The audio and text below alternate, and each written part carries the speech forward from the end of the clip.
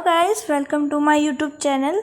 आज हम स्टार्ट करेंगे टेंथ क्लास के जो सूरदास के पद हैं हम वे स्टार्ट करेंगे। तो उसका पहला पद स्टार्ट करेंगे। पहले हम उधो तुम हो अति बड़भागी, अपरस रहत सने तगाते, नाहिन मन अनुरागी, पुरेनी पात रहत जल भीतर, तारस तेह न दागी।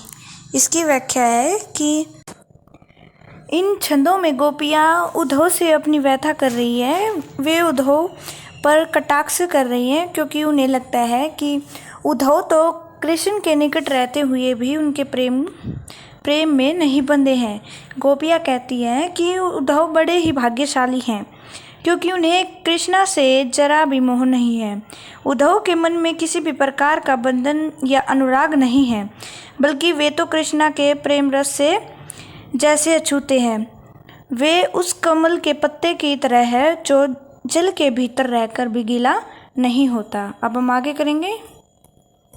आगे है कि जो जल महा तेल की गागरी, बूंद न ताको लागी, प्रीति नदी में पाँव न बोर्यो, दृष्टि न रूप परागी, सूरदार सबला हम बोरी, गुड़ चाटी जो पागी।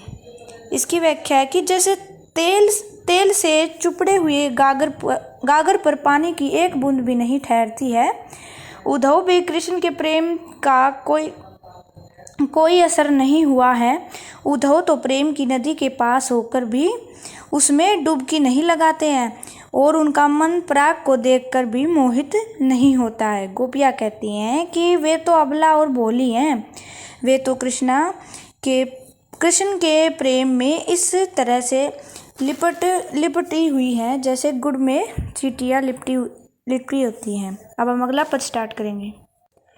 मन की मन ही मांझ रही, कहिए जाय कौन पे उधो, नाही परत कही, अवधि आधार आ सावन की, तन मन बिथा सही, अबिन जोग सदेसनी सुनी बिरहनी बिरह दही, चाती हुती गुहारी जितई तय, उत्दे धार वही, सूरदास अब धीर धैर्य क्यों, मर ज्यादा न लही। इसकी व्याख्या कि इन छंद में गोपियाँ अपने मन की व्यथा का वर्णन उद्धव से कर रही हैं। वे कहती हैं कि वे अपने मन का दर्द व्यक्त करना चाहती हैं, लेकिन किसी के सामने कह नहीं पाती, बल्कि उसे मन में ही दबाने की कोशिश करती हैं। पहले तो कृष्ण के आने के इंतजार में उन्होंने अपना दर्द सहा था, लेकिन अब कृष्ण के स्थान पर जब उद्धव आए तो वे तो अपने मन की व्यथा में किसी योगिनी की तरह जल रही हैं।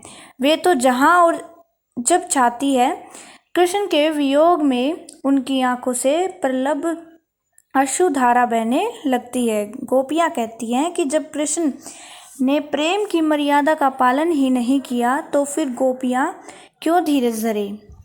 अब हम अगला पद स्टार्ट करेंगे।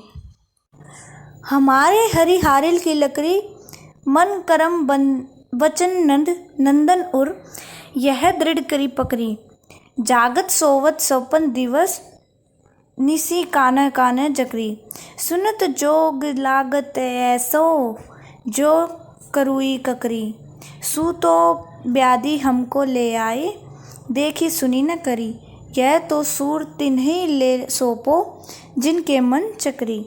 इसकी व्याख्या है कि गोपियाँ कहती हैं कि उनके लिए कृष्ण तो हारिल चिड़िया जो होती है उसकी लकड़ी के समान हो गए हैं। जैसे हारिल चिड़िया किसी लकड़ी को सदैव पकड़े ही रहता है, उसी तरह उन्होंने नंद के नंदन को अपने हृदय से लगाकर पकड़ा हुआ है। वे जागते और सोते हुए सपने में भी दिन रात केवल काना काना करती रहती हैं। जब भी वे कोई अन्य बात सुनती हैं तो वह बात उन्हें किसी कड़वी ककड़ी की तरह लगती है। कृष्ण तो उनकी सुध लेने कभी नहीं आए, बल्कि उन्हें प्रेम का रोग लगा के चले गए। वे कहती हैं कि उद्धव अपने उपदेश उन्हें दे, जिनका मन कभी शिथिल नहीं रहता है। गोपियों का मन तो कृष्ण के प्रेम में हमेशा से अचल है। अब हम अगला पद स्टार्ट करेंगे। हरि है राजनीति पड़ी आए, समूजी बात कहत, मधुकर के समाचार सब पाए, एक अति चतुर होते पहले ही, अब गुरु ग्रंथ पढ़ाए। बड़ी बुद्धि जानी जो उनकी, जोग संदेश पठाए। उधो भले लोग आगे के, पर हित डोलत धाय। अब अपने मन फेर पाइए, चलत जू होते चुराए। ते क्यों अनीति करे आपुन, जे और अनीति छुड़ाए। राज धर्म तो यह सुर, जो प्रजा ने जाहि सताई। इसकी व्याख्या है कि गोपियाँ कहती हैं कि कृष्ण तो किसी राजनीतिक की तरह हो गए हैं। स्वयं ने आकर उद्धव को भेज दिया है ताकि वहाँ बैठे बैठे ही गोपियों का सारा हाल जान जाए। एक तो वे पहले से ही चतुर थे और अब तो लगता है कि गुरु ग्रंथ पढ़ लिया है।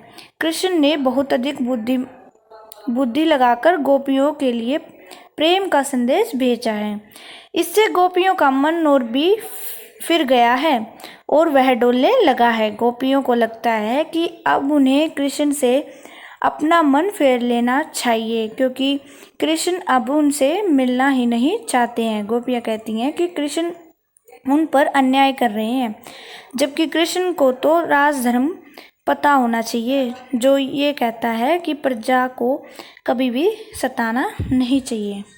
हमने सूरदास के पद कर लिए। Thank you.